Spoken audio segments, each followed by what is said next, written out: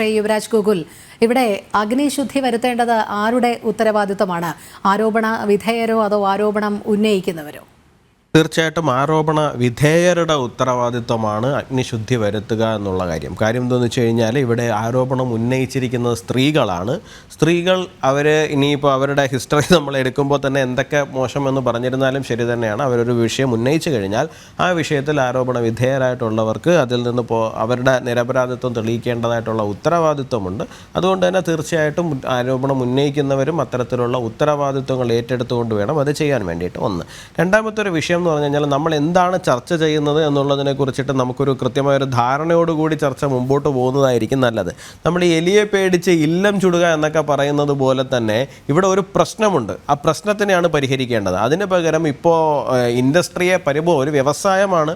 ആയിരക്കണക്കിനല്ല, പതിനായിരക്കണക്കിനല്ല, ലക്ഷക്കണക്കിന് ആൾക്കാർ ജോലി ചെയ്യുന്ന ഒരു ഇൻഡസ്ട്രിയാണത്. ആ ഇൻഡസ്ട്രിയെ പരിപൂർണമായും തകർക്കുന്ന തലത്തിലേക്ക് ചർച്ചകൾ കൊണ്ടുപോകുന്നത് ശരിയാണ് എന്ന് വ്യക്തിപരമായിട്ട് എനിക്കൊരു വിശ്വാസവും അതിനകത്തില്ല. ഒന്ന്. രണ്ട്, ഇപ്പോൾ നമ്മളൊരു വിഷയം ചർച്ച ചെയ്യുമ്പോൾ തന്നെയും അതിൻ്റെ മെറിറ്റിലെ ചർച്ചയാണ്. ഇപ്പോൾ അമ്മ എന്ന് പറയുന്ന സംഘടന അവരാർക്കെങ്കിലും എന്തെങ്കിലും ഉപകാരം ചെയ്തിട്ടുണ്ടോ എന്നൊക്കെ ശ്രീ MK ഹരിദാസിനെ പോലുള്ള വളരെ പ്രഗത്ഭരായ ആൾക്കാർ ചോദിക്കുന്നുണ്ട്. പക്ഷേ അദ്ദേഹം തന്നെ പറയുന്നുണ്ട് ചിലപ്പോൾ ചെയ്തിട്ടുണ്ട്, എനിക്കറിയില്ലായിരുന്നു എന്ന് അദ്ദേഹം തന്നെ പറയുന്നുണ്ട്. അവരൊരുപാട് ചാരിറ്റികൾ ചെയ്തിട്ടുണ്ട്. 100ഓളം പേർക്ക് വീട് വെച്ച് കൊടുത്തിട്ടുണ്ട്. കോവിഡ് കാലത്ത് നടത്തിയ ഇടപെടലുകളിൽ ഇതൊക്കെ തന്നെ നടന്നിട്ടുണ്ട്.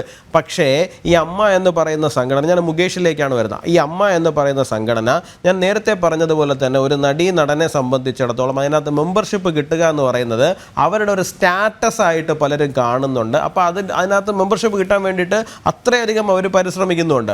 അപ്പോൾ അതിനകത്ത് മെമ്പർഷിപ്പ് നേടിയെടുക്കണമെന്നുണ്ടെങ്കിൽ തനിക്ക് വഴങ്ങിത്തരണം എന്നൊക്കെ ഒരാൾ ആവശ്യപ്പെട്ടിട്ടുണ്ട് എന്നുണ്ടെങ്കിൽ ആ വ്യക്തിക്ക് ഒരു തരത്തിലും ഒരു ജനപ്രതിനിധിയായിട്ടിരിക്കുവാൻ വേണ്ടിയിട്ടുള്ള യോഗ്യത ഇല്ല എന്നാണ് ഞാൻ വിശ്വസിക്കുന്നത്. അദ്ദേഹത്തിന് സിനിമയിൽ അഭിനയിക്കാമായിരിക്കും, അതൊക്കെ അവിടെ നടക്കുന്ന വിഷയമാണ്, അദ്ദേഹത്തിൻ്റെ തൊഴിലുമായി ബന്ധപ്പെട്ടിട്ടുള്ള വിഷയമാണ്. പക്ഷേ അങ്ങനെയുള്ള ഒരാൾ സിനിമയുടെ നയരൂപീകരണ സമിതിയിലിരിക്കുന്നതോ അദ്ദേഹം ഒരു ജനപ്രതിനിധിയായിട്ടിരിക്കുന്നതോ ഒരിക്കലും നമുക്ക് അംഗീകരിച്ച് കൊടുക്കുവാൻ കഴിയുന്ന കാര്യമല്ല. പക്ഷേ അതിൻ്റെ പേരിൽ എല്ലാവരെയും കൂട്ടത്തോടു കൂടി നമ്മൾ ക്രൂശിക്കുന്നത് ശരിയായിട്ടുള്ള കാര്യമാണെന്ന് എനിക്ക് തോന്നുന്നില്ല. ഇപ്പോൾ ഉദാഹരണം പറഞ്ഞു കഴിഞ്ഞാൽ അമ്മയുടെ ഇപ്പോൾ അദ്ദേഹം ശ്രീ ഹരിദാസ് ജി ഇവിടെ പറഞ്ഞു അമ്മ ഷോ നടത്തുന്നതാണ്. ഈ അമ്മ ഷോ നമ്മൾ ഇതിനെയൊക്കെ കുറ്റം പറയുന്നതുകൊണ്ട് കാര്യമുണ്ട്. കാര്യം വെച്ച് കഴിഞ്ഞാൽ കേരളത്തിലൊരു പ്രളയം വരുമ്പോൾ, കേരളത്തിലിപ്പോൾ വയനാടുമായി ബന്ധപ്പെട്ടിട്ടൊരു വിഷയം നടക്കുമ്പോൾ, കേരളത്തിൽ പല വിഷയങ്ങളും നടക്കുന്ന സമയത്ത് ഇവർ ഷോ നടത്തി എത്രയോ കോടി രൂപ റേസ് ചെയ്ത് ഗവൺമെൻറ്റിന് കൊടുത്തിട്ടുണ്ട്. ആ പൈസ ഗവൺമെൻറ് പാവങ്ങൾക്ക് വേണ്ടിയിട്ട് ഉപയോഗിച്ചിട്ടുണ്ട്.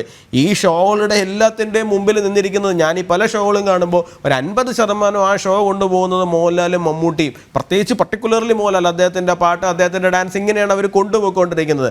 അതിൽ നിന്ന് അവർ റേസ് ചെയ്യുന്ന പൈസ എടുത്ത് ഈ പാവങ്ങൾക്ക് കൊടുക്കുന്നുണ്ട്.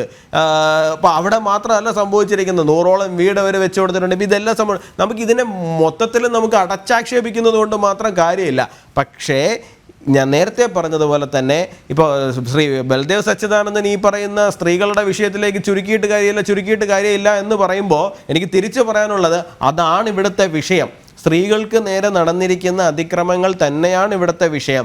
ആ വിഷയത്തിൽ തന്നെയാണ് നമ്മൾ ഫോക്കസ് ചെയ്യേണ്ടി വരുന്നത്. കാരണം അവർക്കാണ് വേറെ മറ്റ് നിവൃത്തികളില്ലാതെ വഴങ്ങി കൊടുക്കേണ്ടി വരുന്ന ഒരു സാഹചര്യം ഒരു സ്ത്രീക്ക് ഉണ്ടാകുന്നു എന്നുണ്ടെങ്കിൽ അത് നമ്മൾ തീർച്ചയായിട്ടും ചർച്ച ചെയ്യാതെ പോയിട്ട് കാര്യമില്ല. ശ്രീ ബൽദേവ് സച്ചിദാനന്ദൻ, നമ്മൾ ചർച്ച അവിടെ നിർത്തേണ്ടതുണ്ട്. അതെ.